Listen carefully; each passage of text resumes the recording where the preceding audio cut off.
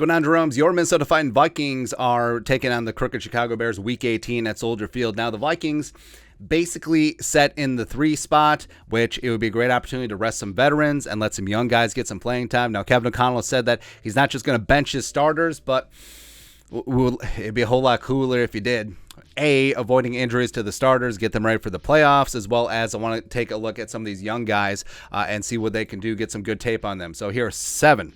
Actually, technically 8 young Vikings backup players that we want to see Week 18. Number 1, running back King Kene. Now, not special teamer, not the best kick return in the National Football League, but running back King Kene, where he's got 4 carries and 1 catch on the season, has been used sparingly, got a handful last year as well, but we want to see him. We want to see if he can be the lead back, because the Vikings are going to have some major decisions this offseason. Dalvin Cook is turning 28. He's due a $10.4 million base salary, TBD. What's going to happen there? Alexander Madison is a free agent. So the Vikings got to know if King Kene can be that guy who can be your running back 1 in tandem with Ty Chandler, who we'll talk about here in a second. And, I mean, King Kene, he is so explosive, right? And getting him an opportunity to show what he can do on the offensive side of the ball just adds another weapon. Just adds another weapon to the arsenal on offense. Next up, number 2, running back Ty Chandler. Yeah, so Ty Chandler, preseason superstar, 5th-round pick coming out of UNC, formerly of Tennessee as well. But 15 carries, a $113 on the ground, and a touchdown, 7.5 yards per carry in preseason.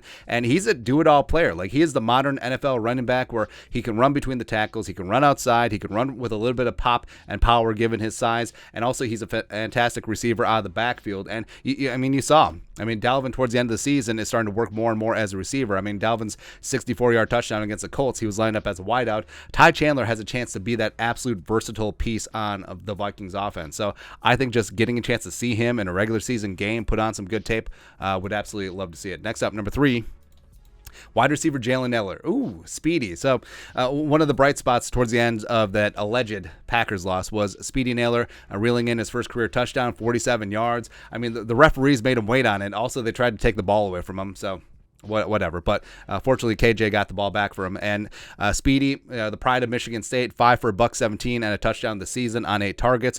Now his first big catch was on that fake punt, but I think that he has a chance. I think that he's a pretty smooth route runner. He's pretty good on special teams right now, but I think that eventually he could rise up. Maybe he becomes like a wide receiver 3-4 in that range. I think that he does have some playmaking ability, and would love to see more of it in a regular season situation. Next up, player number 4 that we want to see on Sunday, defensive end Osezi Otomowo, 5th-round pick coming out of the University of Minnesota. He's played 59 snaps over the last 4 games, primarily playing inside, getting a pass rush on from the defensive tackle, 5 tech spots. He's got 3 pressures, 4 tackles. Kevin O'Connell's called him out.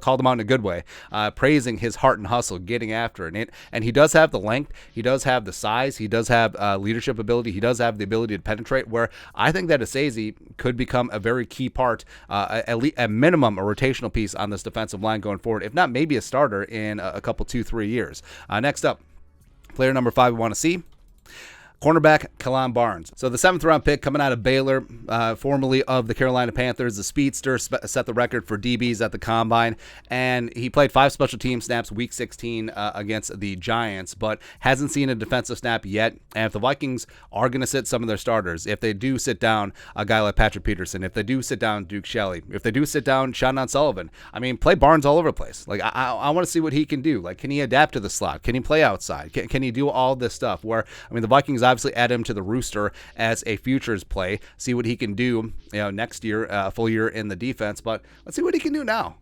Let's see what the speedster kid can do right now. Next up, player number 6 that we want to see, wide receiver Jalen Reagor. So speaking of speed and potential, so the Vikings traded for former first-round pick Jalen Reagor, who's taken 1 spot ahead of Justin Friggin Jefferson, and he's had some moments in the offense. It's really sort of gone back and forth, but he's got a couple carries on the year. He's got 6 catches for 87 yards and a touchdown on a shovel pass on 11 targets. Did have 2 mistakes that resulted in 2 interceptions against the Colts, but I don't know. Like, speed is there. He adds that dimension. He can stretch the field. He is dynamic in the open field, but it just hasn't worked out. Whether it's a cluster behind Jefferson and Thielen and KJ, or Jefferson, KJ, and Thielen, some snaps are hard to come by. But if they're sitting all 3 of those guys, sitting 3 deep, and having Jalen Naylor and Jalen Reagor start, I would be fine with that, man. I would be fine. And lastly, who's throwing them the ball? So the quarterbacks, Nick Mullins, the backup, and Josh Rosen, who's currently on the practice squad. So Nick Mullins is 27. He has 17 career starts, but I want to see if he can be the long-term quarterback too. Like I want to see if he can actually have a pulse, because you've seen around the league, quarterback 2 is damn important, keeping a team afloat if something happens to quarterback 1. I want to see if Mullins can be that guy. I want to see him play in a game situation. And for Rosen, I mean, he's a top 10 pick for a reason. He hasn't worked out in a myriad of spots, just bouncing around the league, practice squad, rosters, practice squad, etc. But there's a reason why he was a first-round pick, a number 10 overall pick. He had a great freshman year at UCLA, sort of tapered off in Westwood. But he does have potential, or maybe not. But let's see it up close and personal. Let's see why Kwesi decided to take a shot on him on the practice squad. But that's it. Again, hopefully Kevin O'Connell, hopefully good sense prevails. The Vikings sit as many starters as possible or limit their snaps severely, and getting a chance to look at some of these young guys going forward. Let us know your thoughts and our thoughts in the comment section below. Subscribe for daily Vikings takes. We'll support the work. Put a little something in the Venmo. But till next time, Skol, production value.